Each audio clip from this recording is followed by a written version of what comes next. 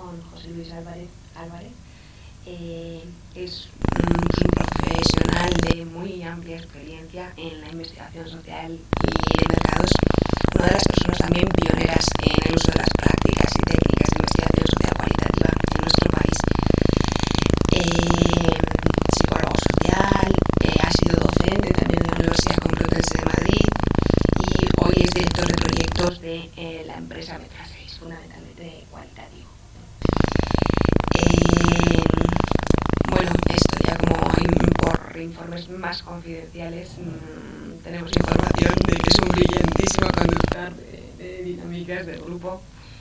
He oído hablar de obras de arte a la hora de dirigirlas, ¿no? Y destaca también especialmente por su dedicación muy especial a la formación de un amplio número de técnicos cualitativos de este país. Tenemos la oportunidad de que nos hable hoy de las dinámicas del grupo y pues comenzamos con ello, ¿no?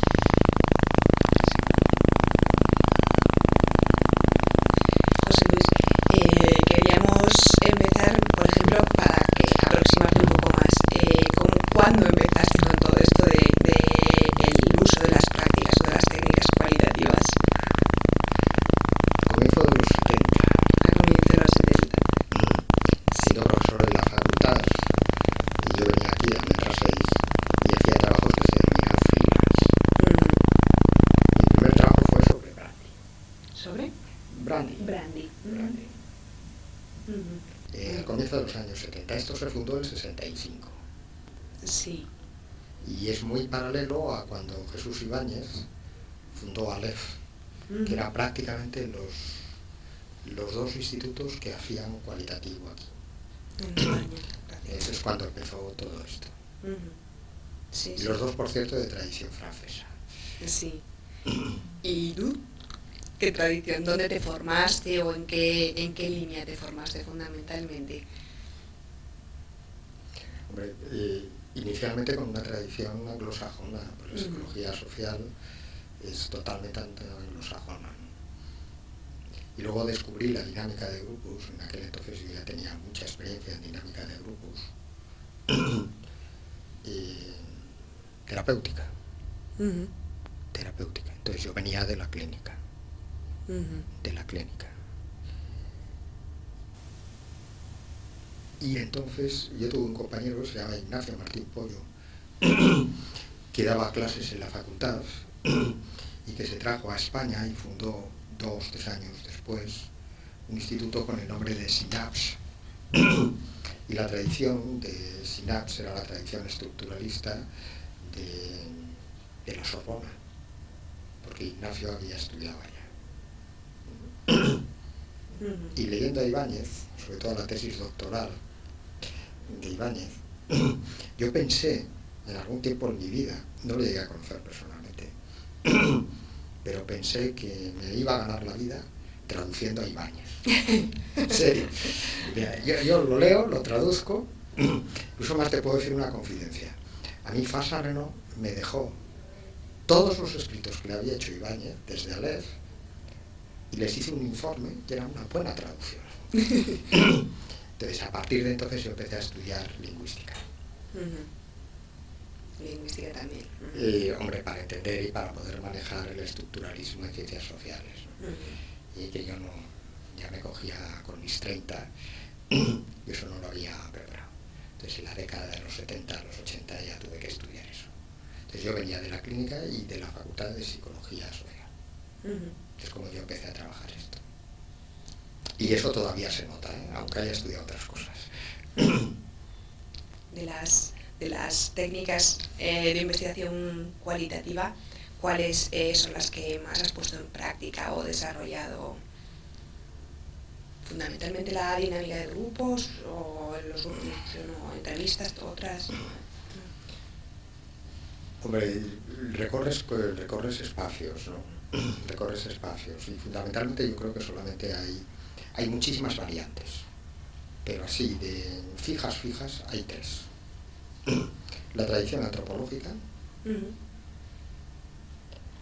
que tiene un correlato con las entrevistas de observación de conducta de los behavioristas, y yo clarísimamente para esto Prefiero la tradición antropológica. La entrevista cara a cara y los grupos de discusión. Y los grupos de discusión, que tienen su dinámica y que yo prefiero denominar grupos de discusión, no dinámicas de grupo. Sí, son grupos, tienen dinámica de grupos, pero vamos, son grupos de discusión. Eso te iba a comentar, que en algunos momentos te oigo dinámica de grupos, en otros grupos de discusión, otra gente habla de discusión de grupo, otros de grupos de discusión, ¿no? Pero yo creo que hay tres fuentes y esas son las tres. Luego lo que pasa es que la experiencia me ha hecho decantarme y preferir unas a otras. Que a lo mejor eso es un tema que os interesa. Sí, si nos puedes comentar cómo ha sido esa experiencia que te ha hecho decantarte por una, por cuál. Hay un autor, es Didier Ancier, que publicó en los 70, a mediados de los 70, y luego aquí Gedisa le ha publicado muchos libros sobre toda la escuela. Los más conocidos son René Caes y Bejerano. Pero vamos, el inspirador era Didier Ancier. Un libro que se titula, no me acuerdo cómo es, el grupo de discusión, psicoanálisis del grupo de discusión, una cosa así. Una cosa así. Y estos defienden una tesis que además se la aplican a sus maravillosos descubrimientos del Mayo francés, que es que en grupos de discusión ellos llegaron a constatar que el clima social iba a provocar una determinada ruptura. El libro se llama El grupo y el inconsciente, es como se llama el libro. Y ellos defienden que cuando tienes un grupo, lo primero que tienes que hacer es formarlo. Pero una vez que se forma el grupo elabora una serie de productos psíquicos que son fundamentalmente fantasías. Fantasías comunes a todo el grupo. Y de ahí defienden, lo cita mucho Jesús Ibáñez en su tesis doctoral, y de ahí lo que defienden es que precisamente porque se crean fantasías es la técnica más relevante del imaginario social. ¿Y qué le sucede a la entrevista? Pues hombre, que la entrevista dura una hora, hora y media, y no da tiempo a llegar a este calentamiento de la persona. Y cuando estamos en entrevistas, estamos todos más defendidos. Yo ahora estoy muy defendido, estoy intelectualizando cantidad. Si estuviera en un grupo, no. Si estuviera en un grupo estaría mucho más a la pata a la llana, participando de la fantasía que... Entonces a mí los grupos me resultan mucho más eficaces que las entrevistas. Las entrevistas nosotros las utilizamos aquí cuando los clientes dejan que les orientemos para cuestiones más de explicación de hábitos. Y si quieres más para actitudes. Pero para auténticas fantasías subyacentes, grupos. Y se suele decir además una tontería. Me dejas que me pase más a lo espontáneo. Se suele decir que es que las personas tenemos reparos a hablar en público y hablar en grupo de una serie de cosas. Y entonces cuando esa serie de cosas son, digamos, íntimas, hay que utilizar entrevistas. No es mi experiencia. No. Al revés. Si tuviéramos que estudiar preservativos, se estudia mejor en grupo que en entrevista cargada. ¿Sí? Sí, pero vamos, esto es pura empiria. Pura empiria. Lo mismo que otro tipo de motivaciones.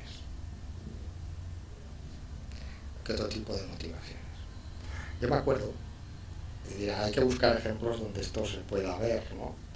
A ver si yo me acuerdo de ejemplos. Me ha venido uno trabajando con conductores de moto. Entonces tú sientas aquí a personas que tienen moto y que conducen moto. Ellos llegan, la condición que se suele poner es que no se conozcan.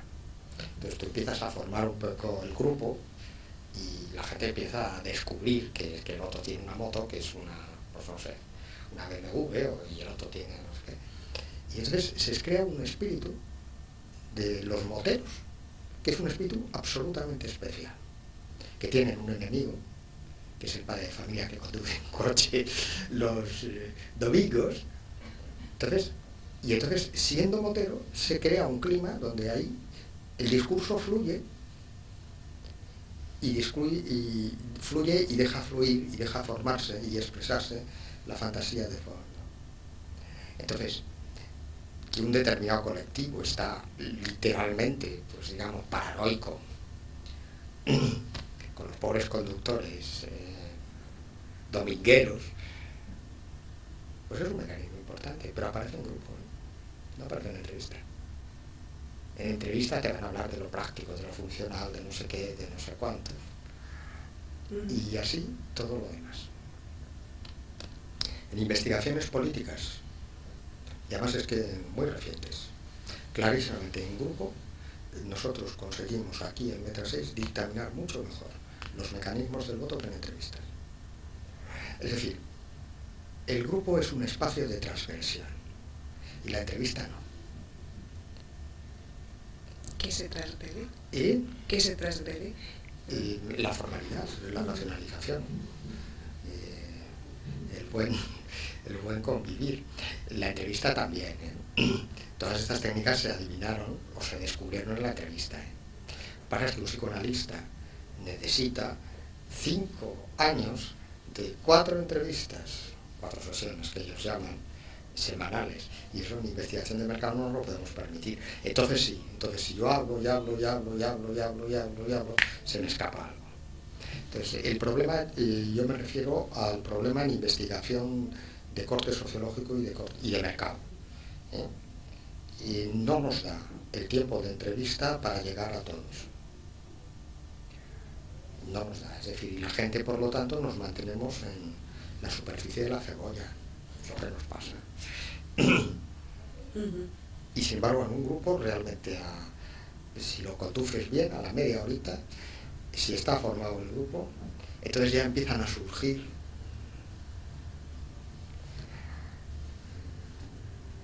pues todo lo que tiene que surgir, que fundamentalmente es el imaginario. Eso te iba a decir, que antes hablabas de las fantasías, cuando surge la fantasía, cuando surge el imaginario. ¿A qué te refieres con ello? Pues hombre, una variable intermedia, que no llega a ser eso. Yo odio la palabra profundo. Yo no me dedico a buscar petróleo, ¿verdad? Yo no busco las profundidades. Todo está en la superficie. Pero hay una construcción que se puede decir, que se denomina así, fantasía, y me refiero a esa. Que luego ya, hablando un poco cursi y iba a decir intelectualmente, pues se utiliza la denominación imaginario, frente a lo simbólico. Pero bueno, estos son tecnicismos. Y digo, me pregunto yo, ¿en algún momento nos puede interesar también que surja ese discurso tópico, esas capas de cebolla, que es el discurso? Sí. No, lo que pasa es que de las capas de cebolla tú empiezas un discurso y el discurso es circular y va dando vueltas y vueltas y vueltas y va provocando rupturas y rupturas. Entonces lo que pasa es que en un grupo esas rupturas son mayores que en el espacio que tenemos en investigación de mercado para la entrevista. Con lo cual, pues yo opino ahí, o por lo menos mi experiencia es distinta a otras cosas que se suelen decir. Va mucho en modas, La sociología y la psicología tienen modas. Sí. Las investigaciones que nos vienen de Alemania son por entrevista. Porque hay que rotar estímulos. Eso en cualitativo tiene muy poca importancia, pero sí hay que hacer 40, 20 con el estímulo A antes del B. Y sin embargo, las que vienen de Francia, pues necesariamente tienen que ser grupales. Y los americanos han descubierto últimamente el focus group, que hay incluso ahora traducciones de profesores de la Complutense, ¿no? Que es un focus group distinto, mucho más estructurado. Hay tradiciones. Yo estoy hablando de la tradición francesa, del focus, y yo creo que la conocéis por Ibáñez. que es la que fundamentalmente se tiende a utilizar aquí, o...? No, nosotros nos adaptamos. Sí, a lo que demande el cliente. Sí, si te deja que se lo expliques, se lo explicas. Pero bueno, eso tiene una cierta utilidad, ¿no? Yo cuando era profesor decía borradas en mis clases. Te voy a decir una. No me extraña que los americanos pierdan la guerra del Vietnam, porque tienen mucha información, pero con un modelo, y lo meten en sus computers. Y su computer dice que el vietnamita de turno necesita 100 gramos cada día para sobrevivir. Entonces, si les bombardean las plantaciones de arroz, pues no pueden sobrevivir, se tienen que rendir. Perfecto. Pero claro, se le ha olvidado al computer y a la fórmula que a lo mejor una persona puede sobrevivir si tiene mucha moral con 50 gramos de arroz. Y entonces bombardear los arrozales no sirve de nada. Y perdieron la guerra con el mejor sistema de información. Esto es un regalo para vosotros. Luego el sentido tiene mucha importancia. Parece que te estoy adulando a los de sociología, que no sois de mi tradición. Pero lo he leído bien y lo he traducido bien, ¿eh? Sí. Yo soy buen lector. Sí. Me resulta muy interesante esta propuesta que comentabas de diferentes clientes plantean diferentes tipos de dinámica y nos adaptamos a las dinámicas. Bueno, tiene una razón de fondo, ¿eh? Tiene una razón de fondo. Mira, en investigación de mercado, cuando ellos hacen algo, lo hacen para tomar decisiones. Entonces, nuestra contribución tiene que ser para que ellos tomen su decisión. Y las personas tomamos las decisiones de diversas maneras. Yo no le puedo imponer mi manera de pensar, no se la puedo imponer a una muestra, tampoco a un cliente. Él tiene que tomar una decisión. Nuestro trabajo en el fondo es cómodo, porque nosotros no tomamos decisiones.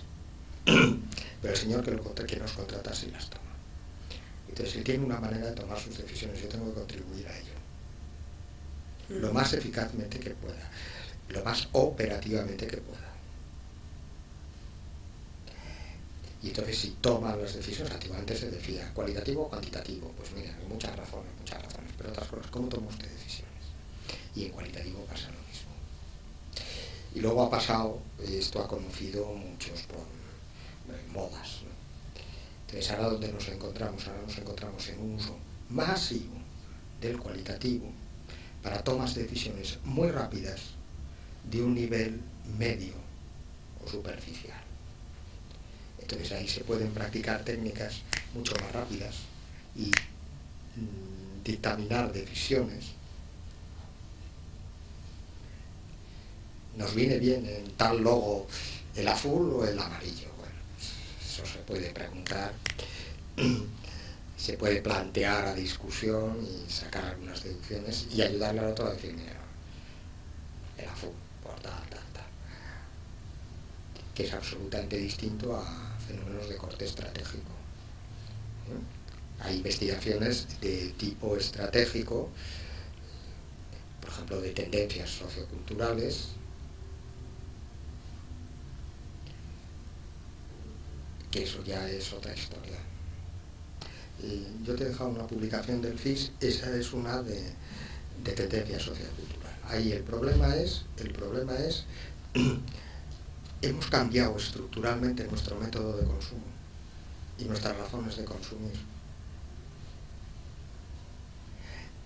Que es una pregunta para la cual te tienes que poner en una situación totalmente distinta. Es una situación de ver cuáles son los valores últimos y las razones últimas. Si es verdad, o si se maneja todavía la ostentación, o si culturalmente están emergiendo algún otro tipo de razones. Y para ver esa emergencia te tienes que poner en una situación, eso es un fenómeno, ese es un planteamiento estructural. El cualitativo ahora lo que pasa es que se ha extendido mucho en la gama de aplicaciones. Entonces yo ahora lo que creo es que hay muy distintos tipos y muy distintos niveles de cualitativo, todos correctos. Pues como en el fondo lo único que se trata es ayudar a la toma de decisiones. ¿Qué diferentes tipos? Así podrías... Hombre, pues decisiones de estas muy coyunturales, muy rápidas, que requieren Hombre, una cierta comprensión cualitativa del sistema. Una cierta comprensión cualitativa del sistema, de lo que está influyendo, ¿no? Los chicos prefieren... ¿Qué sistema de bonobuses prefieren? Bueno, pues hay 2, 3 ideas o alternativas de organizar el transporte público. Hombre, no basta solo con la encuesta, hay que tener en cuenta otros. Pero bueno, es una decisión, iba a decir, bastante funcional. Que incluso antiguamente se hubiera resuelto sin más por encuesta, pero que ahora conviene tener en cuenta pues, qué usos le dan, por qué les interesa más. Por ejemplo, el sistema más económico de bonobuses no les interesa. ¿Por qué? Porque lo pierde. Es decir, desde el punto de vista de una ecuación economicista, sería lo más interesante para el público, salvo que tiene un coste, que es que luego se pierde. Luego, por eso un sistema intermedio que les... a decisiones, cosas de corte absolutamente estratégico. Pues te puedes plantear eso del FIS o del... ¿Cómo va a ser, por ejemplo, la tendencia de coches en un futuro? ¿Y cuáles son las líneas? ¿O cómo vamos a evolucionar en...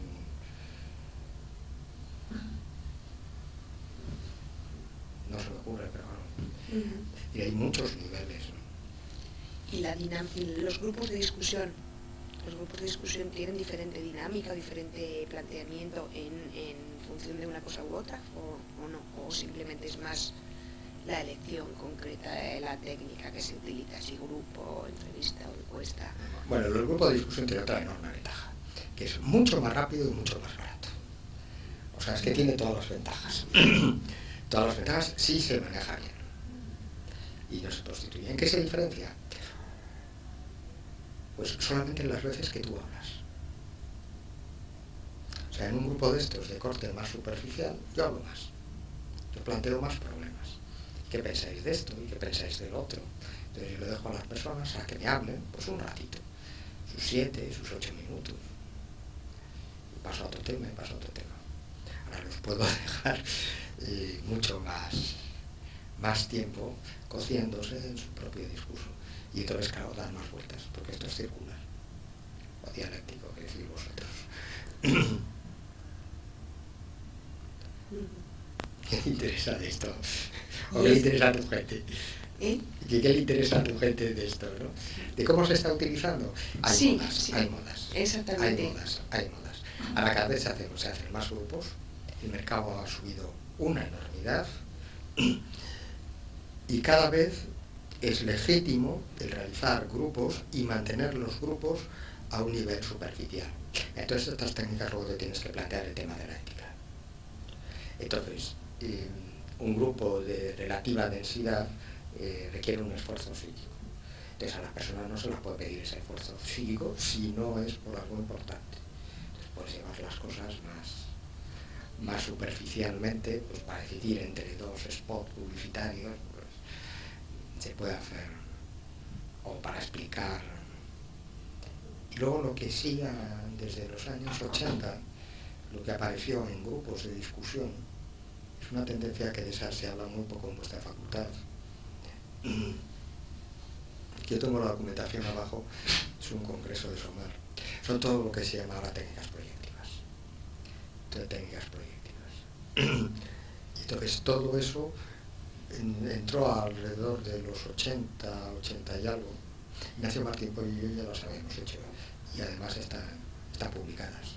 O sea que cuando digo que en los 70 ya lo hacíamos, pero bueno, la investigación del mercado lo descubrió en unos congresos que hubo en Holanda, en Ámsterdam, y lo llamaban Enable Techniques, y ahora ya simplemente técnicas proyectivas. Y esas lo que permiten es llevar las cosas, iba a decir, conseguir lo que quieres de una manera más fácil, porque ayudan a las personas a expresarse y a hablar. ¿Te imaginas lo que es una técnica proyectiva? Es que no, yo la imagen que tengo de una técnica proyectiva es más individual, no en grupo, por eso no me hago una idea clara. ¿Entonces una idea clara? No.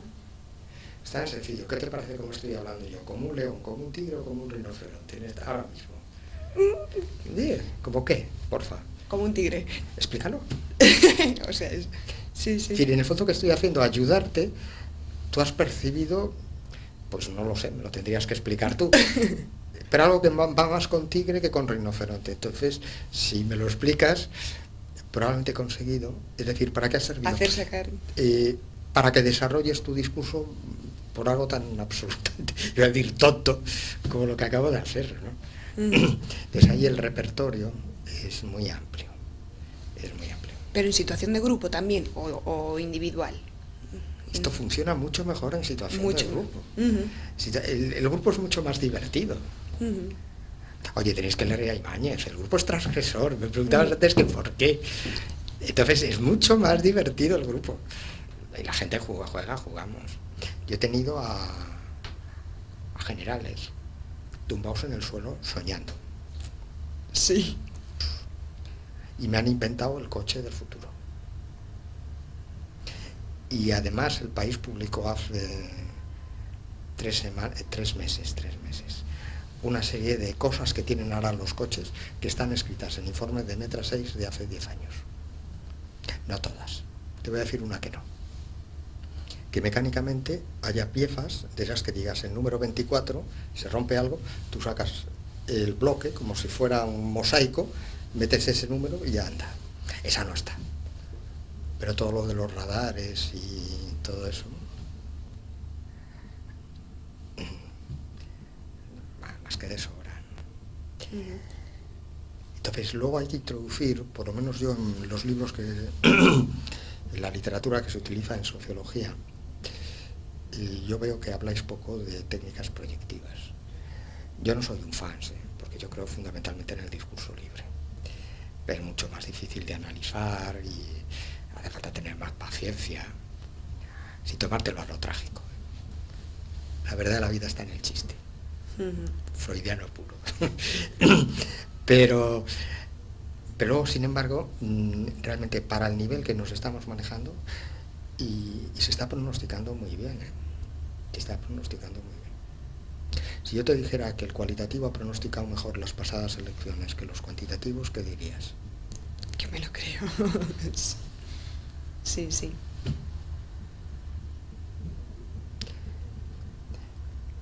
Sí. Y te quería comentar... Me lo estás haciendo totalmente teórico, ¿eh? Yo protesto. No. Me estás sacando, es que yo no actúo así en la vida. Tú. A mí me gusta escuchar, dime. No, ya en torno a este tema que estábamos contemplando, no me queda muy claro. ¿El cliente siempre viene con su demanda, o sea, con su objetivo que se persigue aquí, por ejemplo, en Metra 6, y con la técnica que se debe utilizar para perseguir ese objetivo? ¿O muchas veces no lo tienen claro, o muchas veces están dudando, o muchas veces desde aquí hay que deducir cuál es ese objetivo implícito que no es el explícito, y se sugiere, o sea, no sé cómo es la negociación con el cliente en este sentido, ¿no? Hay de todo, de todas maneras. Y en primer lugar, el cliente cada vez es más multinacional. O sea, tenemos que empezar por ahí. Y luego, las inversiones en investigación las hacen fundamentalmente las grandes empresas. Y las grandes empresas tienen departamentos de investigación. Por lo tanto, tienen sus técnicos. Y por lo tanto, lo que vienen a pedir, como diría yo, es que les hagas el trabajo. Y máximo, que les des tus ideas sobre todo sobre resultados, que se lo interpretes. Pero ya es muy frecuente que te venga el paquete hecho. Queremos esto y esto y esto y esto. Y lo queremos así. Incluso, por ejemplo, en dinámica de grupos, te escriben ellos y aquí hágame usted, todos son nombres de curioso spanglish, ¿no? El club, el juego del club, o de chinés box, o yo qué sé. Jerga del oficio. Ahora me hace usted esto, aquí introduce usted esto. Ese es un extremo y eso cada vez es, hombre, se explica, es su sistema para tomar decisiones, lo han hecho en diversos países, que ese es el otro factor, que hace falta que en cualitativo las cosas sean comparables. Claro, yo también lo hago. O sea, cuando yo contrato fuera, y lo hago con mucha frecuencia, yo les escribo y les digo cómo lo quiero. Y les escribo el briefing. E incluso les escribo el informe. Es decir, les digo, en el número 2.1 del informe, contésteme a esto. En el número 2.2, porque así yo tengo 4 países y los puedo comparar. Entonces, por este sistema de trabajo, entonces, ¿dónde tiene la libertad el técnico? En la elaboración de esa contestación. Y en la elaboración de... Y el extremo contrario, el ideal, es cuando alguien dice, tengo un problema, ¿qué puedo hacer? Entonces tú te pones a elucubrar sobre qué tipo de estrategia de investigador tienes que utilizar, qué tipo de técnica y cómo vas a conducir. Ese es el otro extremo. Cada vez estamos derivando más derivando. Incluso yo lo hago. Pero yo no puedo tener 16 grupos, 4 por 4 países, y luego juntarme con 4 informes que no tengan ni pie ni cabeza. No puedo hacerlo. Es decir, no saco ninguna conclusión y no se la puedo transmitir a mi cliente. Entonces lo formalizo mucho más, como tendencia. Me resulta curioso. ¿Es formalizable transnacionalmente? Digo, pues la formulación de, yo qué sé, si se lanza un tema determinado para ponerse a discutir, o la manera en la que emerge el discurso, o lo que sea, ¿es trasladable internacionalmente entre países con culturas tan diferentes? Sí. Y además te lo voy a poner peor. Si son viejos como yo, más difícil. Pero si son jóvenes, los jóvenes alemanes se parecen a los jóvenes franceses y a los jóvenes españoles, 2 gotas de agua coloreadas, pelín distinto. Todos ven la misma televisión y escuchan la misma música. Entonces, las diferencias en Europa estoy hablando, transculturales, están disminuyendo. A gente de edad ya es distinto. No nos hemos quitado el gorro de lo que éramos, pero la gente joven, digo las mismas cosas. Y funciona el mismo lanzamiento de un tema, funciona igual. Eso es curioso. ¿Quieres que te diga los grupos más divertidos dónde son? ¿Dónde? ¿Qué te imaginas, los italianos o los españoles? Yo Grupos diría... divertidos, de esos de derrame que llaman los chicos. ¿Dónde te lo imaginas? En Europa. Pues más los españoles, no sé por qué. Los ingleses. Los ingleses. Y ahora piensa un poco y piensa en los hooligans, los grupos más divertidos que se hacen actualmente, si se llevan bien los grupos, suceden en Londres. Sí. Y además es muy curioso, y son los que tienen la publicidad más alocada, porque es lo que les gusta. Nosotros somos más formalitos, ¿sabes? Nuestra gente joven es mucho más formalita. Mira los que serios están aquí. Los ingleses son unos gamberrotes, pero mucho cuidado. Y los alemanes. Curioso. Los franceses empiezan a ser formales y los italianos, sobre todo son de Milán, son muy puestos. Entonces sí, hombre, algunas diferencias sí hay, pero cada vez menos. Sí, ¿se puede formalizar? Sí. Eso también ha sido una tendencia. Mira, el cualitativo en España, los viejos que éramos en los años 70, bueno, pues cometimos muchos pecados. O cometieron, porque yo no era tan importante, ¿no? Y ahora tampoco lo soy, ¿no? Pero un poco crear la noción de tótem y de grandes gurús y cosas de esas. No es mi opinión. Mi opinión es que el cualitativo se aprende, cuesta algo más que otros, que es verdad que, hombre, tienes que ser un poco culto y te tiene que gustar un poco, pues... es decir, no puedes ser... como te podrías permitir si fueras cuantitativo, ser totalmente obsesivo, ¿no? Sí, hombre, que hace falta un poco de culturilla y un poco de chispa, ¿sí? Pero es algo que se aprende y además que se formaliza. Sí. O sea, que eso de ir de cualitativo porque vas de creata, no es mi opinión, y además eso ha perjudicado. Y desde luego lo de gurús, es que lo ha dicho no sé quién, pues lo ha hecho no sé quién, pero... y además es que se prueba. Es decir, yo exijo en una opinión cualitativa que se pruebe. ¿Y cómo es esto posible? Hombre, pues es posible,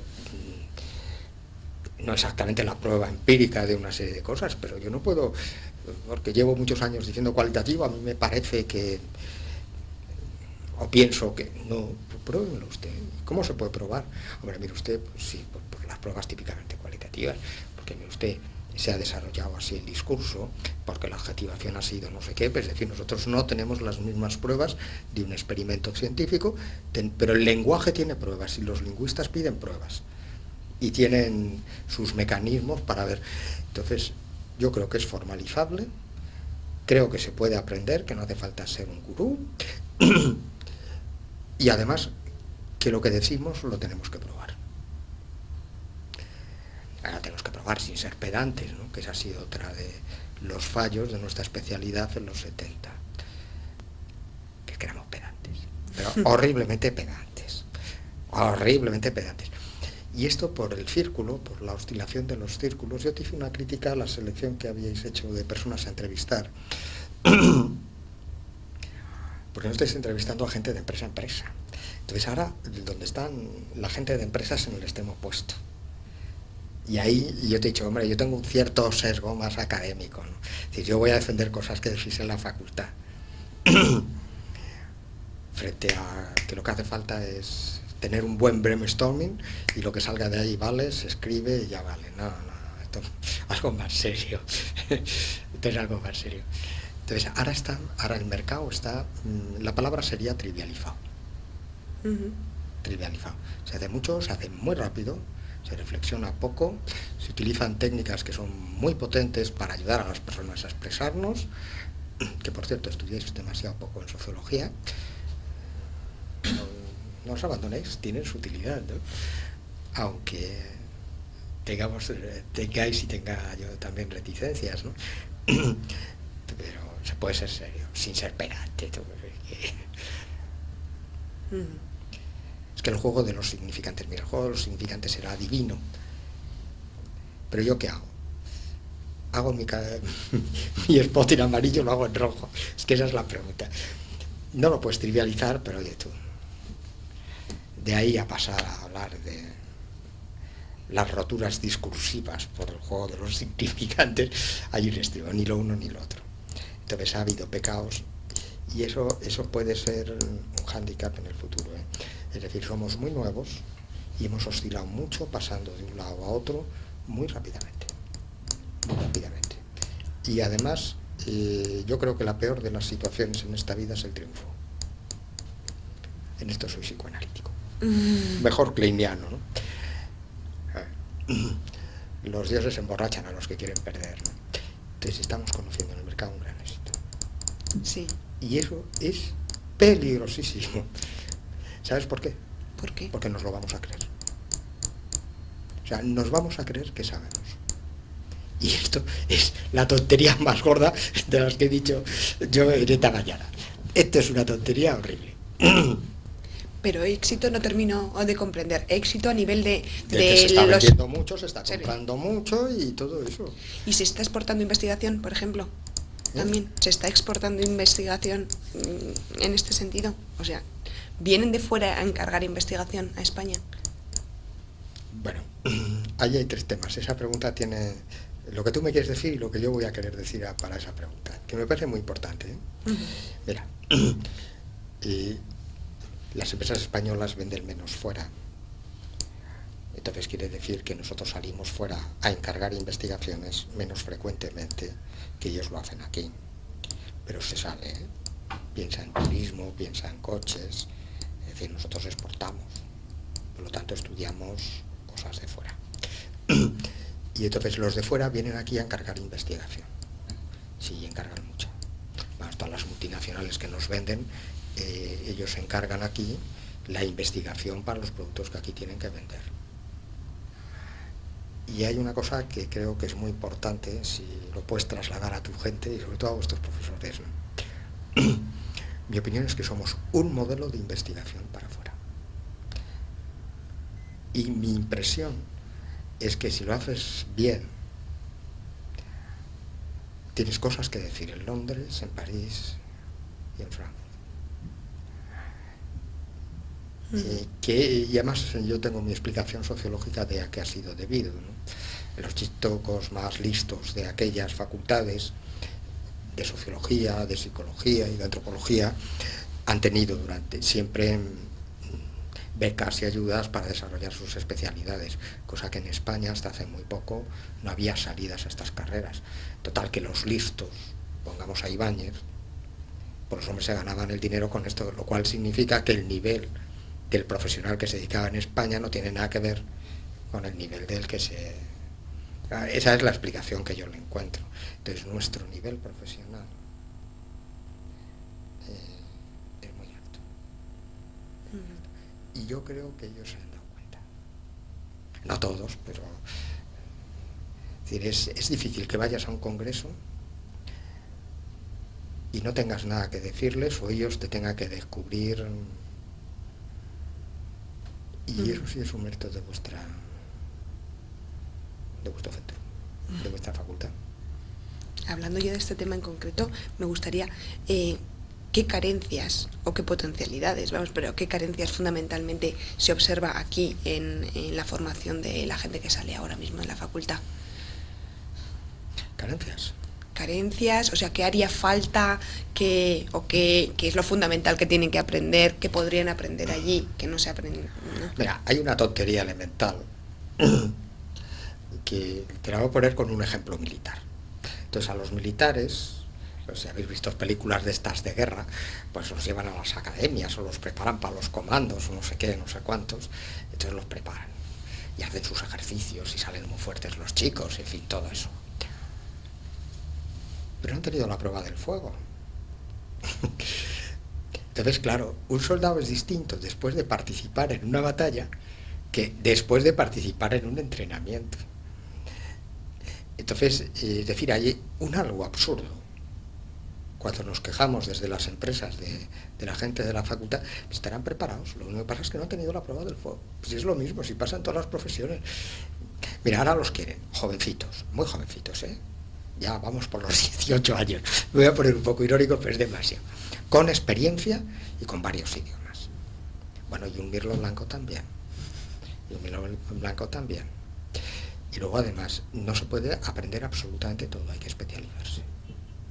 Entonces, los estudios en nuestras facultades tienen un punto generalista y ahora ya con 2-3 años de especialidad, pero bueno, luego terminas haciendo un punto. Entonces, luego tienes que seguir estudiando. Es decir, esas carencias por el mundo de la facultad, yo no los veo. No las veo. Además, el mundo de la facultad tiene ahora otra ventaja, que es que con ese complejo de carencias, por lo menos la gente tiene ganas de aprender. Claro, eso es muy fácil. Cuando aquí llega alguien que encima quiere aprender, es muy fácil decirle así, así, así. Entonces yo ahora encuentro la colaboración con las facultades mucho más fácil que hace años. Antes, cuando los de la facultad venían de listos, pues claro, si lo saben todo, lo saben todo, pero sin embargo nunca han pasado a la práctica. Mira, yo soy un perro viejo. La dificultad de hace 15 años aquí, con gente, con alumnos que venían de la facultad, lo primero que decían era: ¿y cuál es la fiabilidad y la validez de esto? ¿Y cómo lo prueba? Y entonces, hacías así. Otra típica pregunta: ¿y han hecho ustedes el experimento contrario? Mira, mi amor, aquí no hacemos experimentos, aquí nos ganamos la vida trabajando en una profesión que sí, que está vendida a un sistema económico, que es el que todos conocemos, para tomar decisiones de mercado. Bueno, este despiste, esto que yo cuento a título de anécdota de hace 10 años, esto ahora no se oye. Estoy hablando de un discurso que es muy, muy, muy antiguo. La última persona que yo he recibido de una facultad, lo que me ha dicho: yo vengo aquí y quiero aprender.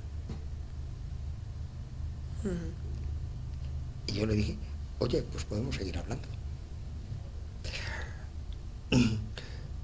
Hombre, o sea, que eso de las carencias nos ha venido muy bien.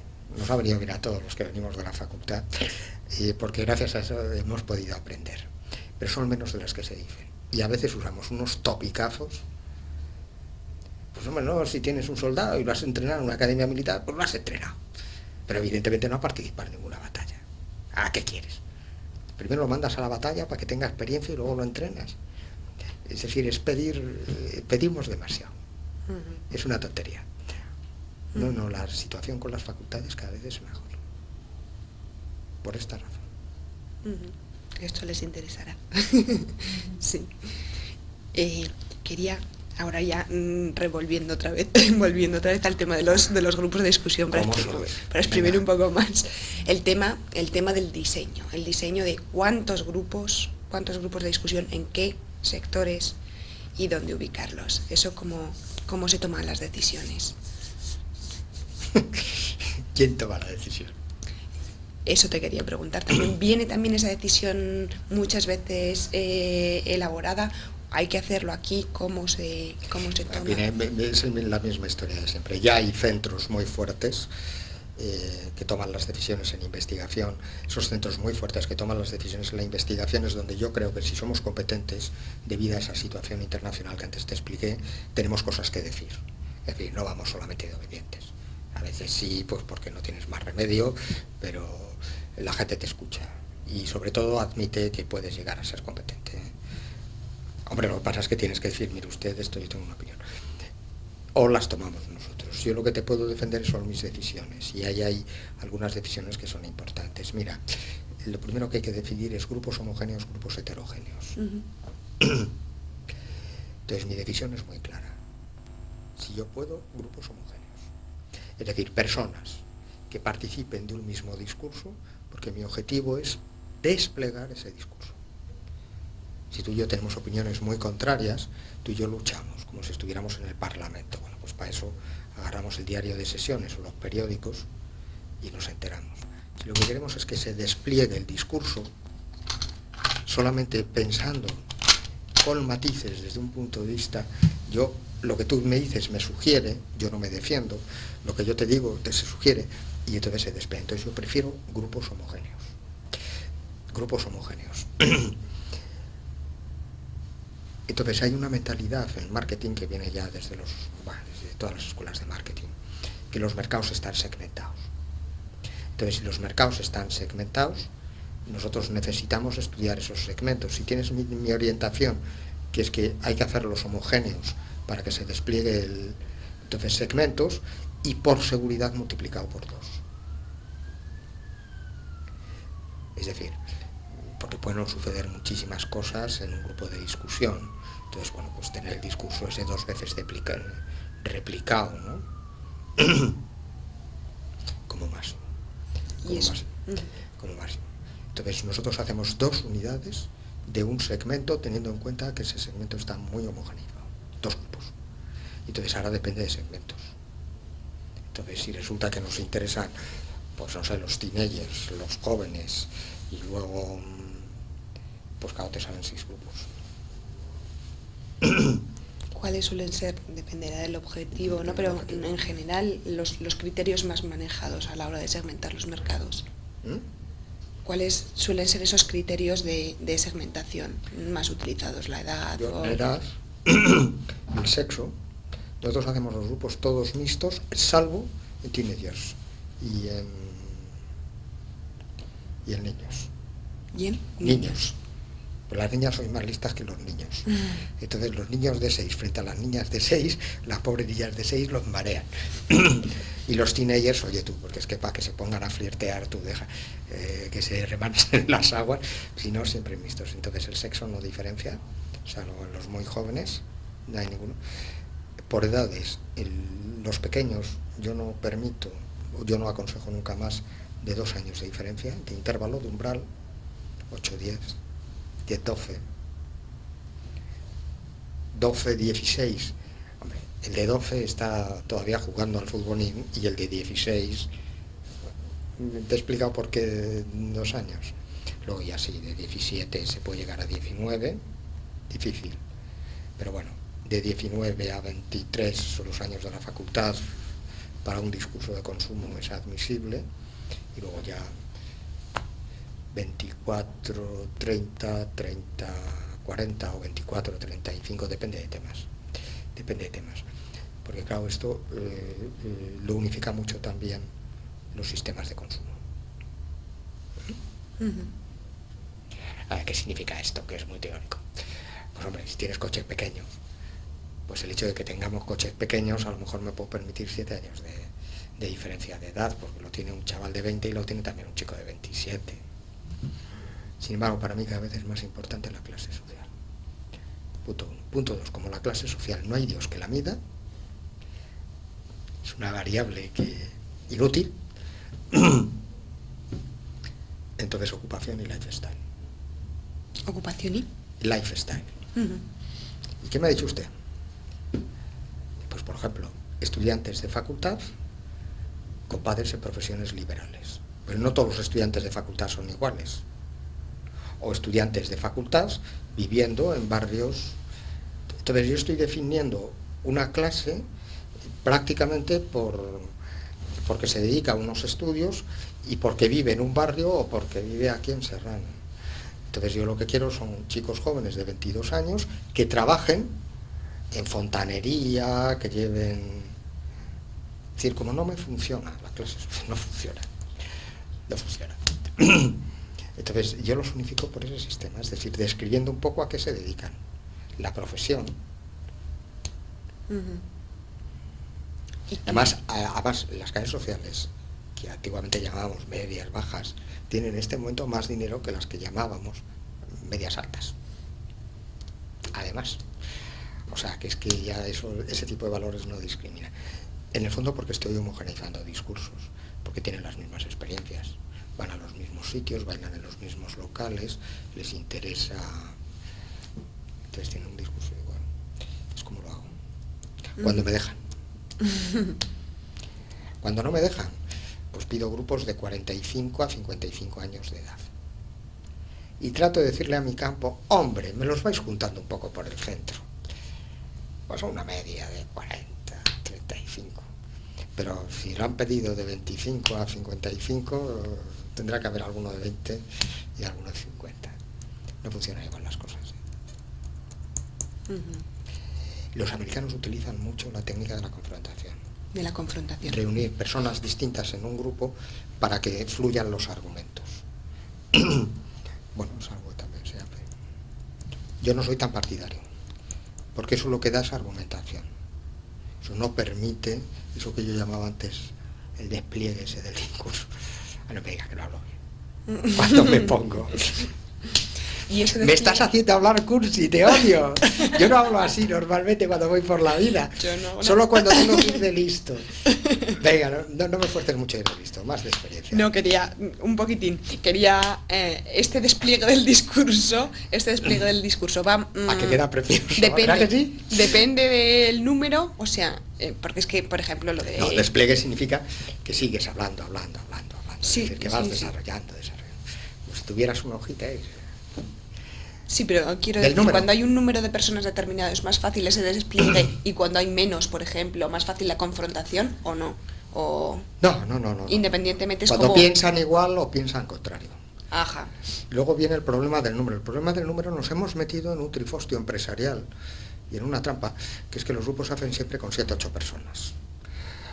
Los de fuera piden 10, porque además los piden de cosas distintas para que estén todas las clases, categorías representadas, ¿no? Y voy teniendo cada vez más la experiencia de que si disminuyes algo el grupo, fluyen las cosas mejor.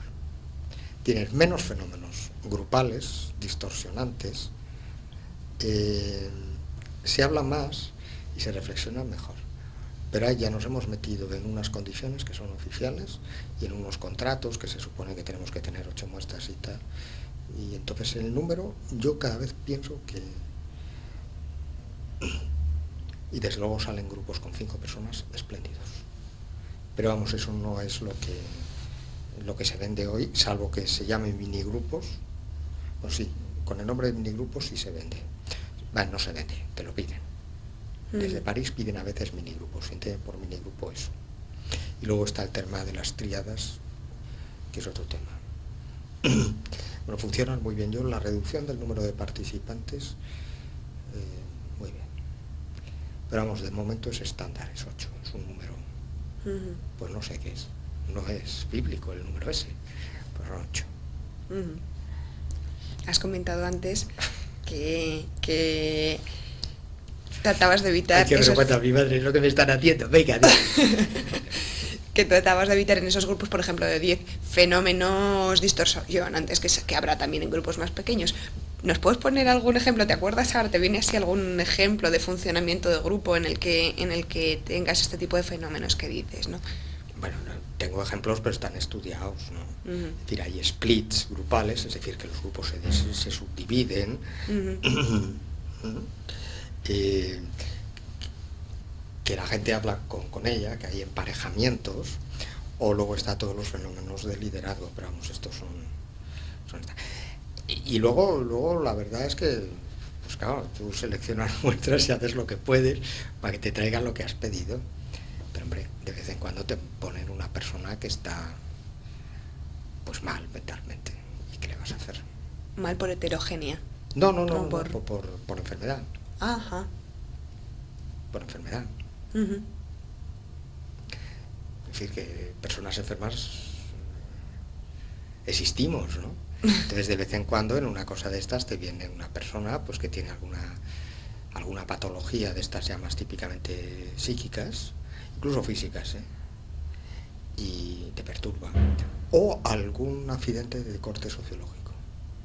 Y entonces eso afecta a la situación. Estoy haciendo un estudio para Televisión Española. Bueno, pues hay un fenómeno que es más que conocido, ¿no? Que la gente llegamos a casa y nos ponemos la radio o la tele, pues un poco para no estar solos, ¿no? Y yo por eso de haga usted un espejito, profundice, ¿qué es eso de estar solo, el vacío de la sociedad actual? Pues hice un espejito. Hombre, ¿qué nos pasa? Que no podemos estar solos. Y la señora dijo, es que murió mi marido hace un mes y no lo soporto. Entonces, claro, el grupo queda, iba a decir, sumido en ese proceso de duelo de esa señora. Y yo estaba pensando en otra cosa distinta, porque sí, es una costumbre más que sabida. Entonces esas cosas te ocurren en grupos. ¿No? Como tener una persona muy paranoica, pues es normal, ¿no? Que te acapara. Solución, paciencia. Y si no, se repite el grupo, no hay ningún problema. Si no tenemos la varita mágica, no pasa nada. Hay enfermos y estamos enfermos, o sea, no pasa nada, se repite y punto. Porque eso sí puede llegar a perturbar pues mucho la situación grupal. Uh-huh. La finalidad de esa situación grupal es un discurso homogéneo, son varios discursos que buscamos. Sí, con el funcionamiento de un grupo de discusión, una dinámica de grupo. Finalmente, me pregunto yo, digo, ¿qué buscamos? ¿Es el discurso de esa posición de los sujetos o varios, o qué es lo que...? Un despliegue discursivo que pueda ser analizado para responder a unas preguntas marketing. O sea, dicho de otra manera, yo que la gente hable de una determinada manera, porque tengo unos instrumentos para analizar esa determinada manera de hablar, porque si hablan de una determinada manera y no tengo un instrumento para saber lo que me están diciendo, no me sirve para nada, de forma que me permita responder a unas cuestiones, normalmente marketing, en mi caso. Con lo cual, te acabo de decir mi filosofía. Hay 3 puntos. Hay que saber cómo provocar, cómo hacer que las personas hablemos. Hay que tener sistemas de análisis, que si no, no vale para nada, porque el lenguaje desvela, pero oculta, con una finalidad que es operativa. No en busca de la verdad, sino en busca de ayudar a la toma de unas decisiones que uno no sabe por qué funcionan, pues porque hemos disminuido los umbrales de riesgo. Me estás haciendo hablar precioso. A ver, ¿me he explicado o no me he explicado? Entonces son 3. Mi opinión es que vosotros sois muy fuertes en sociología en modelos de consumo. Mi crítica a vosotros, y te lo digo y si se lo puedes transmitir, es que a mí me parece que para provocar los discursos, la mejor tradición es la tradición clínica, y es una tradición que hay que estudiar. Que hay que estudiar, que hay que experimentar y que hay que aprender. Que no tiene nada de ciencia infusa. O sea, que eso hay que hacerlo. Y hay que hacerlo experimentándolo. Y me parece que la gente de sociología, donde a mí me resulta, la gente que yo recibo, flojos, y vuestros escritos me resultan flojos, vuestras publicaciones, es la manera de hacer el discurso. Se paran los modelos de análisis, que es ahí donde son muy buenos. Sois muy buenos. Y luego, en modelos. Y en sistemas de análisis, creo que ahí estamos 50-50. Porque si no lo sabéis, os lo digo yo. Berelson es de los 40, pero existió. No se le puede olvidar. Y sí, vale, el pobre es de los 40 y no era estructuralista y muchas cosas. Pero oye tú, la guerra de submarinos está ahí, para algo servía lo que hacía ese hombre. No sé. Me comentabas, ese primer punto de provocar el discurso, ¿cómo? Así, ¿podrías decirnos algunas cosas así prácticas que podamos transmitir así rápidamente? Podemos, sí. Es posible, vamos, sí. Bueno, te doy escritos nuestros, o eso voy un día, les hago un par de juegos en la facultad de entrenamiento, eso es muy sencillo. Sí, mira, hay que establecer. A mí me gusta mucho una cosa del Handbook de Social Psychology de Lindsay, no el actual, el de hace 20 años. Y ahí lo que vienen a decir es que, bueno, vienen a decir una cosa absolutamente obvia.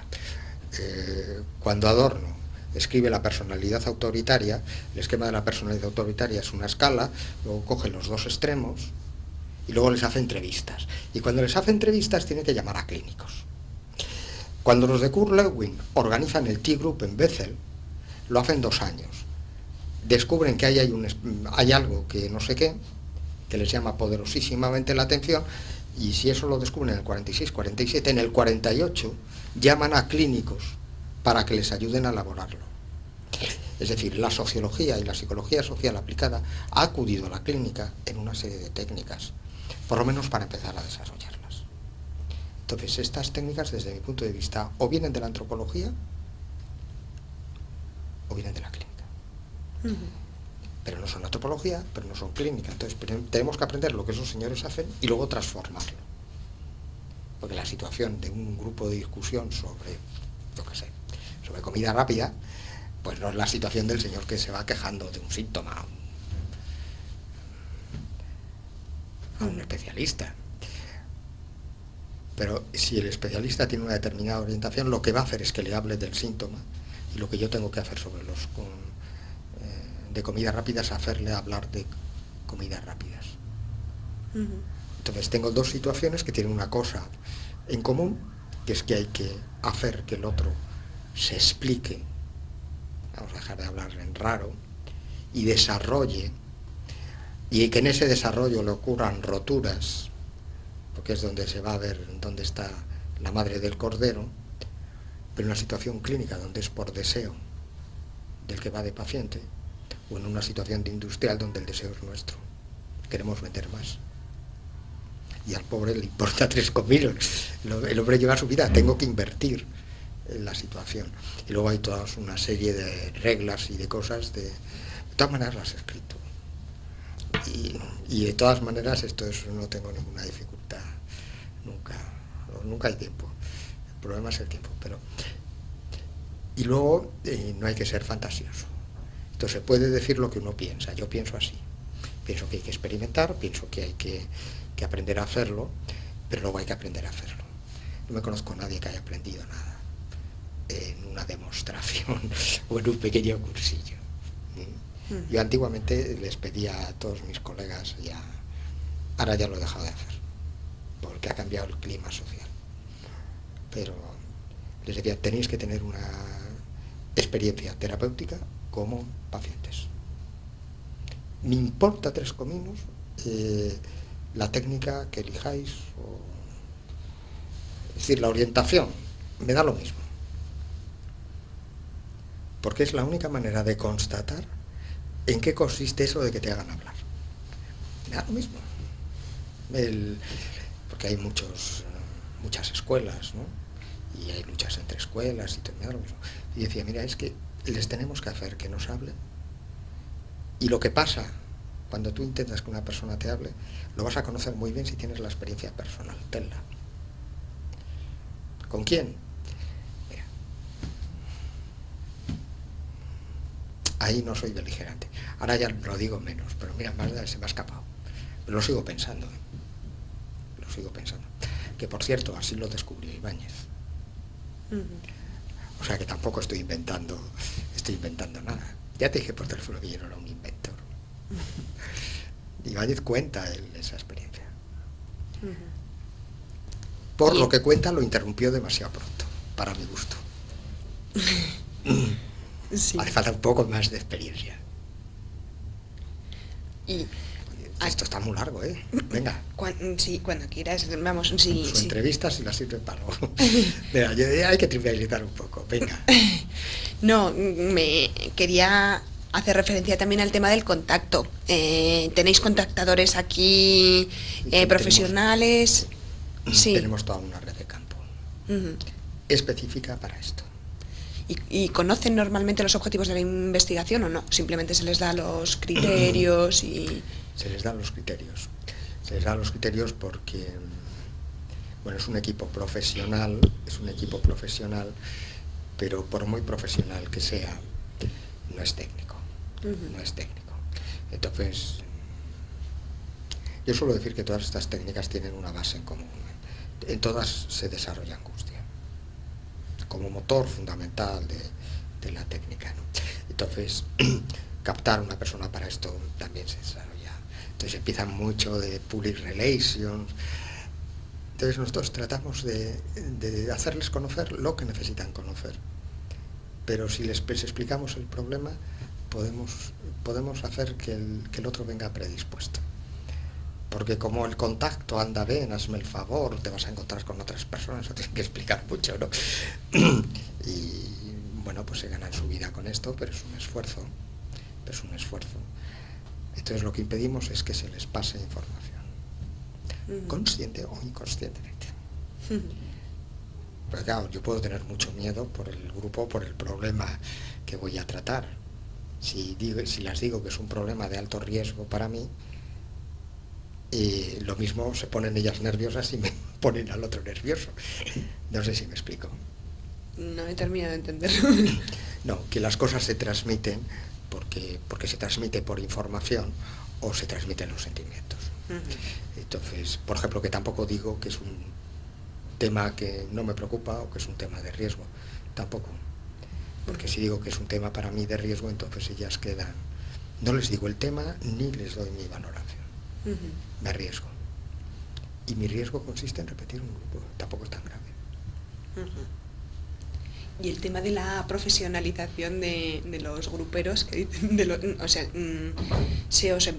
empezáis a notar ya que cada vez viene más gente que ha acudido a otros grupos de discusión, vamos, que se acaban convirtiendo en profesionales del acudir a los grupos de discusión. Sí. Eso lo que pasa es que hay muchos grupos de discusión, entonces ya las personas van mucho. Y con lo mismo que ahora ya es raro encontrarte una persona que no le hayan hecho alguna vez una encuesta. De todas maneras, para eso ahora hay unos sistemas que se están poniendo que son los de AENOR. ¿Los? De AENOR, los sistemas de control de calidad. Entonces ahora en todos los sitios vamos en todos los sitios. Aquí tenemos banco de datos.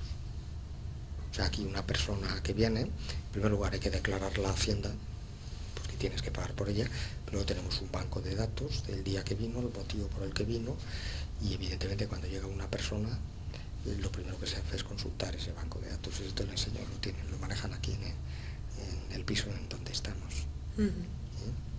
Sí, porque eso sí es verdad. Eso es una falta de seriedad. Y eso, dado que se cobra en nuestra profesión por hacer este trabajo, pues iba a decir es un engaño.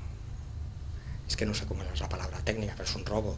Yo te vendo una cosa que no te doy, desde el punto de vista contractual. Y lo digo para decir lo que quiero seguir diciendo. Pero a mí no me importa nada. Y te lo voy a explicar. Porque a mí se me puede engañar en la información. Pero no se me puede engañar, ni dejar de engañar, porque no ese es el problema, en los significados. O sea, que tú puedes ser grupera, como me decías, y venir y decir que sí tomas café. Y no lo tomas. Bueno, en la información me has engañado. Pero yo es que como cualitativo no busco esa información. Yo te voy a decir, háblame del café. Y cuando empieces a hablar es tu discurso. Y no lo puedes cambiar. Es decir, que hay ahí una cosa que yo creo que por ética empresarial y por seriedad y por muchas cosas hay que ponerla y hay que ponerse muy serio, muy serio, muy serio, muy serio. Pero además tenemos que saber qué significa para nosotros. Y nosotros no buscamos información. Entonces, el grupero, pues lo siento mucho. Sí, alguna vez sí da, sí aparecen, sí. Pero en el fondo le pones un estímulo y lo que hace es hablar sobre ese estímulo. Es más, yo creo que incluso se empieza a dar la tentación de decir por qué no hacemos paneles de grupo, que sería institucionalizar lo grupero. Yo no soy muy favorable, pero empiezo a pensar que a lo mejor sí tiene sentido. Sí. Es decir, hacer un grupo hoy y dentro de 15 días un mismo grupo con las mismas personas que en el fondo han aprendido, porque se trata de que han aprendido a estar en grupos sobre un determinado estímulo, supone una campaña electoral. Dices como el grupero a lo mejor nos puede llegar a ser, es decir, merece la pena pensar que a lo mejor en algunos casos es el mismo sistema de los paneles, tampoco es nuevo. Eso es. ¿Y que la gente se conozca interfiere en algo en el funcionamiento de la dinámica? Para mí sí. Sí. Para mí sí, mucho. O sea, hombre, ahí sí tengo una anécdota. Mira, no, pero es por principio teórico, ¿no? Es decir, en un grupo de discusión de estos de mercado, yo creo que la función del moderador es crear el grupo y hacer que funcione como grupo. Y entonces ellos producen sus sentidos, su discurso. Para eso hace falta que tú seas quien cree esa situación. Y por lo tanto hay que aprender a crearla. Si no es así, se te impone una situación. Entonces yo te lo cuento con una anécdota. Yo fui hace ya por muchísimos años a Canarias y teníamos un campo difícil. En resumidas cuentas, eran productos de estos para niños y para personas mayores, pero bueno, yogures. Total, que nos fracasaron 2 o 3 grupos. Y estaba yo con una persona que ha sido mi cliente durante años y que nos llevamos muy bien, y decíamos, no nos volvemos a la ciudad, a Madrid, sin tener nuestros grupos hechos.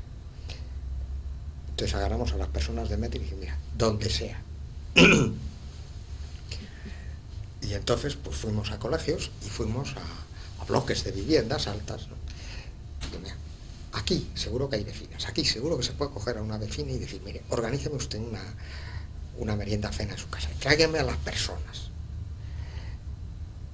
Estaba nuestro campo, estaba el otro, ponía las salas, se lo pagábamos, total, que nos reunió el grupo de las 8 mujeres, que eran todas del bloque.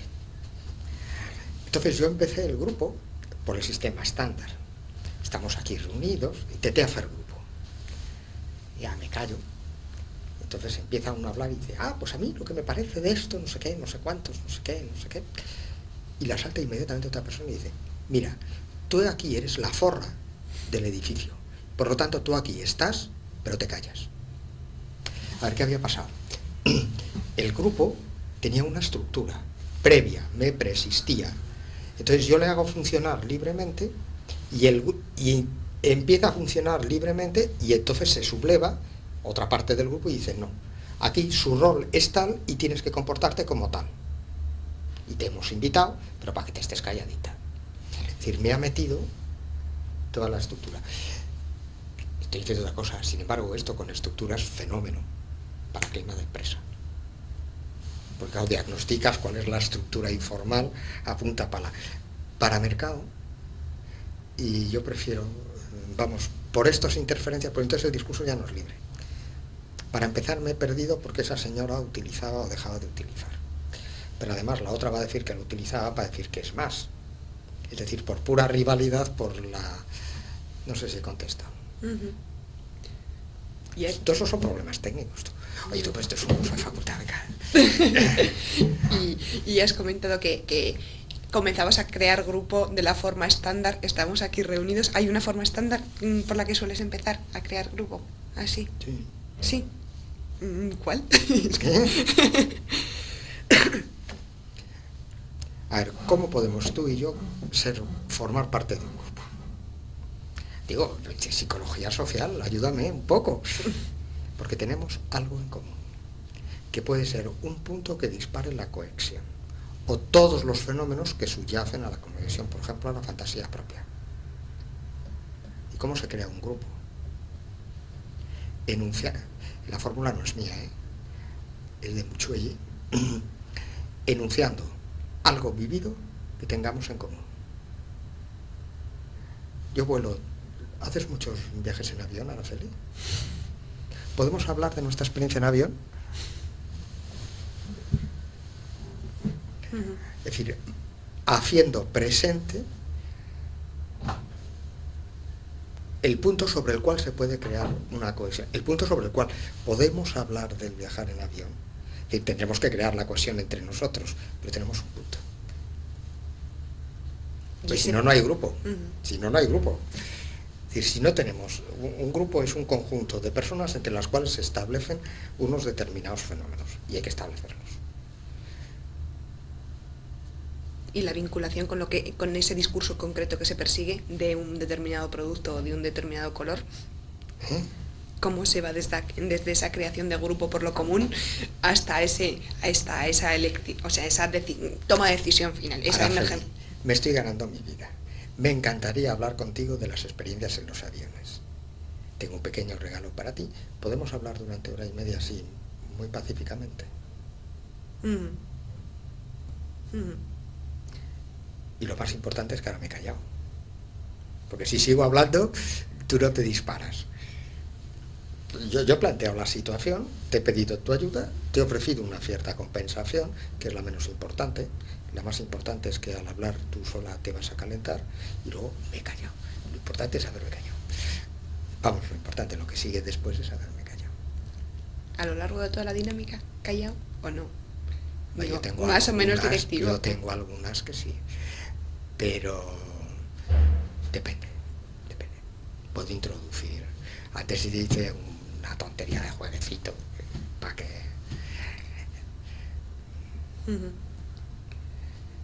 Y desde luego puedo llegar a reírme. Pero eso ya es técnica. Es decir, ahí es donde yo creo que los de psicología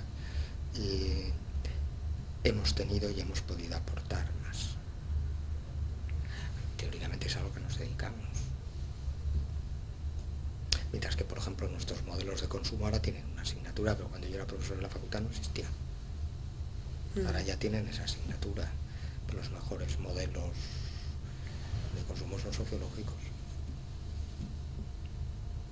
Y el estructuralismo en psicología no ha entrado, por lo menos en nuestras facultades, y ahora está entrando desde el punto de vista de los que presentan, de algunos profesores de antropología o de filosofía, y desde desde freudianos.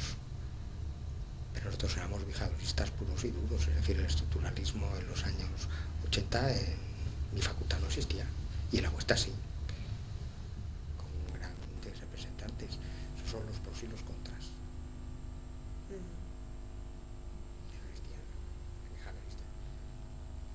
Hago antropologías, y los másteres en psicoanálisis son muy nuevos. Y no todo el psicoanálisis, pero vamos, hay una tendencia que sí es estructural, ¿no? Que sí es estructural, pero, o sea, que te tiene que gustar eso, y encima una tendencia especial. Y vosotros ahí años, pues desde los 60 prácticamente. Y ya no te voy a robar más tiempo, ya casi lo único, el tema del análisis. El análisis de, una vez que tienes la transcripción, ¿no? La transcripción del discurso de grupo, ¿cómo se empieza? La angustia esa, ¿cómo se solventa? Que se hace trucos, hay. Sí. Por ejemplo. Por ejemplo, empieza por donde quieras. Me da lo mismo. Por que si empiezas por donde quieras, tienes que terminar el círculo. Entonces, en el análisis, de por dónde empiezo, por donde te llame la atención. Y luego sigues hasta que se cierra el círculo. De todas maneras, ahí lo que pasa, ahí yo soy muy rígida. Ahí hay sistemas de análisis del discurso y hay que aplicarlos y punto. ¿Y cuáles son? ¿Y cuáles son? Pues yo empiezo por Berelson. Yo empiezo por la organización en temática del discurso.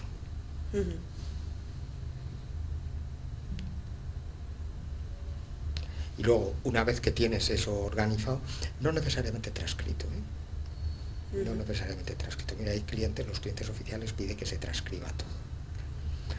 Y nosotros lo transcribimos todo, pagamos por esas transcripciones, pero no valen. Por una cosa que dicen vuestros libros. Porque en una transcripción yo no tengo la pragmática del discurso. Y sin pragmática no tengo nada. Entonces no me sirve. Me ayuda. Pero bueno, es muy costoso. Entonces yo aquí a la gente lo primero que le hago es... Ahí te digo mi sistema. Yo lo primero que hago es que estudie los años 40, que me estudien Berelson y que me lo practique.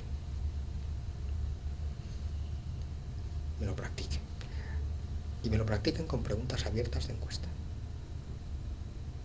Y no les pongo a analizar grupos. Les pido a mi departamento de arriba que me dejen preguntas de encuesta para que me organicen, para que me hagan taxonomías. Claro, esas taxonomías no son tan desarrolladas como las que luego va a proponer el estructuralismo. Pero bueno, es que para hacer lo que hace el estructuralismo primero hay que empezar por aquí, ¿no? Y luego para otra cosa que yo creo que es importante, que es para tener la cabeza bien amueblada. Porque otro de los problemas es que aquí la nomenclatura, las frases y los nombres... Yo os propongo que me defináis la diferencia entre una actitud, una motivación, un significante, las motivaciones, los frenos, las actitudes positivas. ¿Qué diferencia hay? Cuando me hablas de una actitud, ¿de qué me estás hablando? Cuando me estás hablando, es un efecto, es la situación de las ciencias sociales, que tienen muchos puntos de vista y mucha discusión teórica. Si esto de qué pasa, que somos confusos, no. Lo que somos confusos es cuando lo hacemos así. Entonces yo prefiero primero que me lo organicen bien y luego que empiecen a utilizar otros modelos de análisis sobre un corpus relativamente estructuradito, que utilicen, y yo lo que hago es parcelar mucho los temas,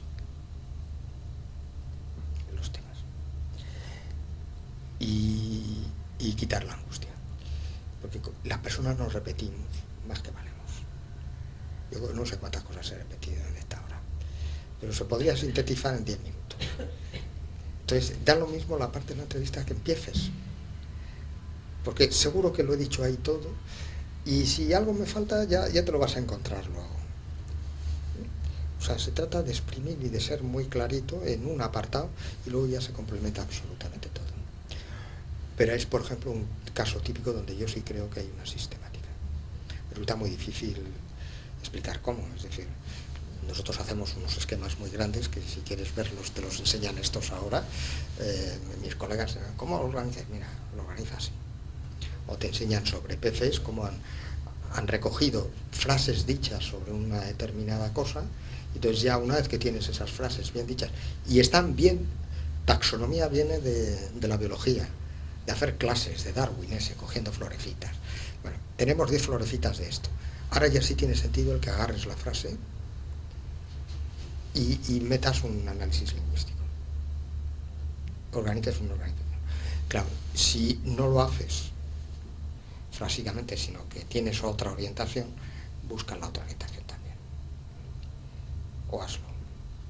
Pero, por ejemplo, a los de otra orientación, a los que van más buscando la rotura del discurso, los significados, lo que hay ahí subyaciendo, latente, los que tienen práctica en eso, yo sin embargo les obligo a hacer taxonomías.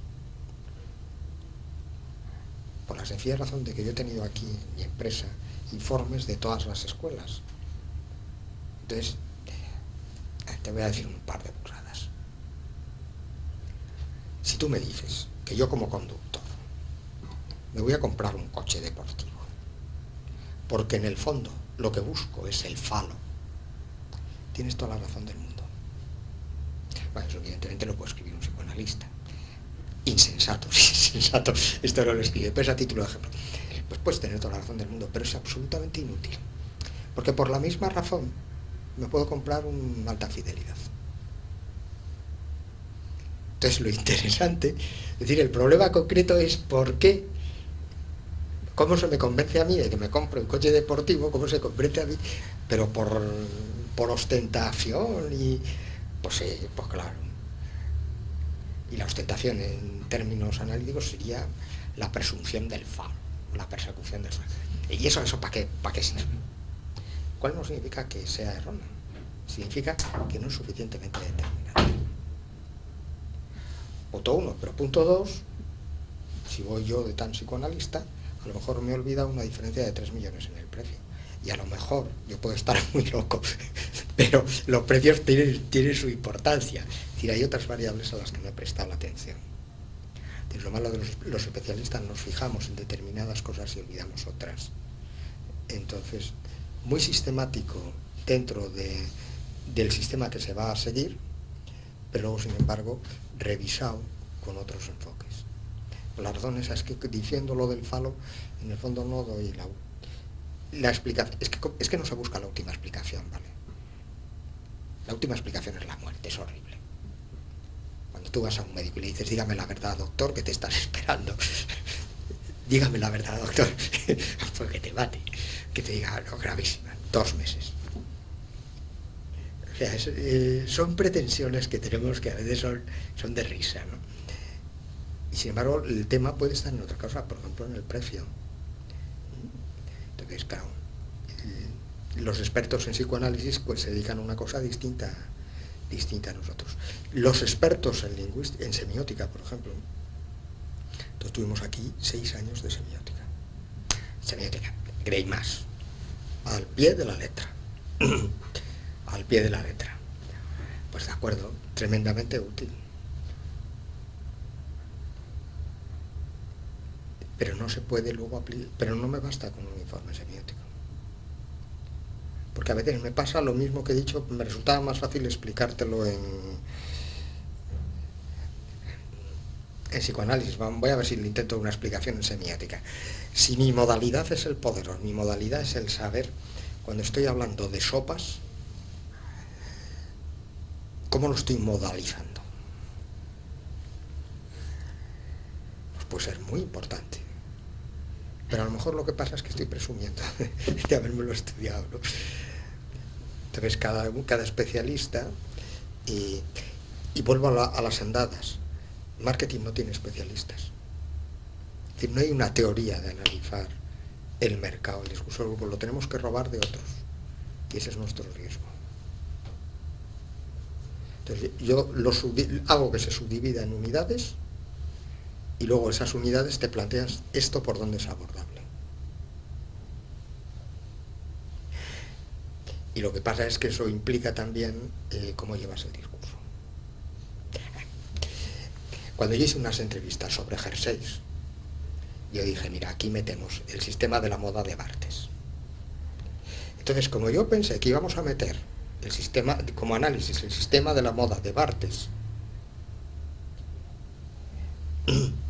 yo hice que en la entrevista se preguntara siempre, bueno, no solamente dije que se preguntara, que se planteara como cuestión, sino que es que además se lo hice fotografiar,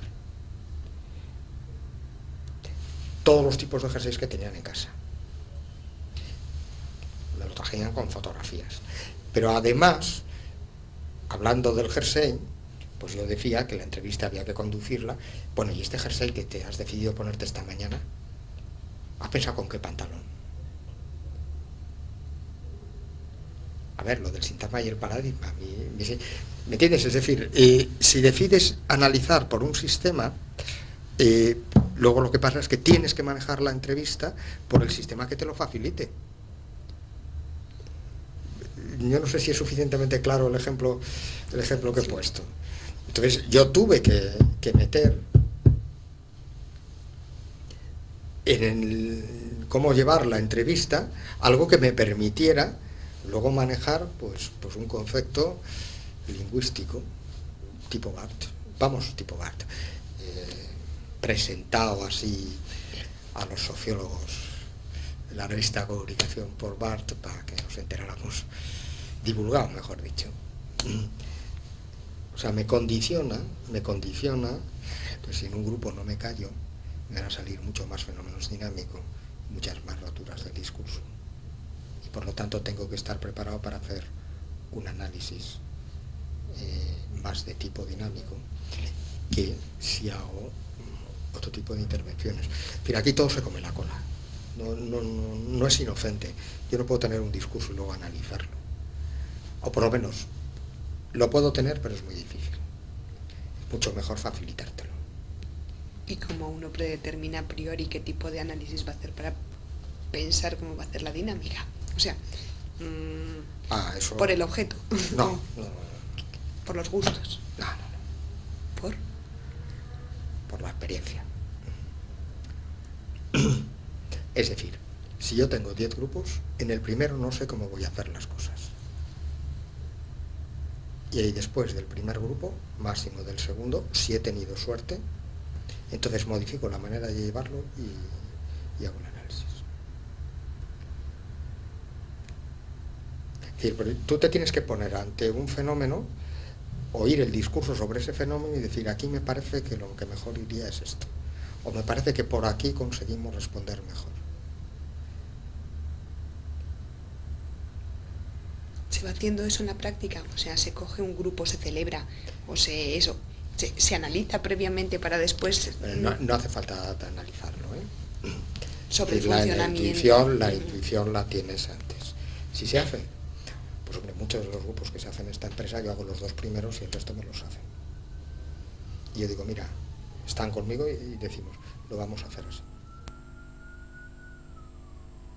¿Das tú las directrices de cómo se hacen luego los otros? O ellos me las dan a mí. No necesariamente soy yo quien la doy, ¿no? Sino que lo mismo dice, mira, yo creo que mejor lo hacemos así porque por aquí nos va a salir, por ahí dice uno de ellos. Depende. El que haya tenido la intuición, esto lo vamos a abordar así, esto lo vamos a abordar de esta manera. Hombre, hay muchos temas en los que como tienes muchas experiencias previas ya te lo sabes. Pero siempre te sorprende la realidad. Entonces, en cuanto tienes una experiencia o hace mucho tiempo que no haces un determinado tipo de estudios, pues entonces no sabes cómo han cambiado las cosas. Por ejemplo, estudios que no hayamos hecho nunca, pues llevamos año y medio, que claro, aquí lo que nos llegan son portales de la red a test. Esto no se había hecho nunca antes, ¿no? Y sobre un portal de la red, ¿cómo se organiza el esquema?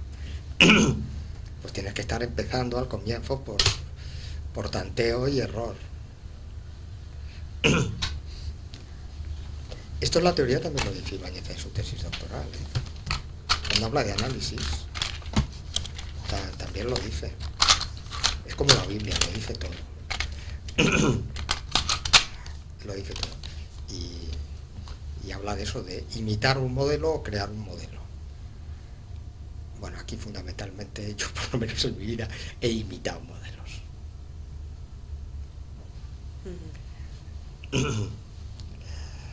El modelo que mejor he imitado ha sido el de, no sé si lo conocéis, Melania Klein.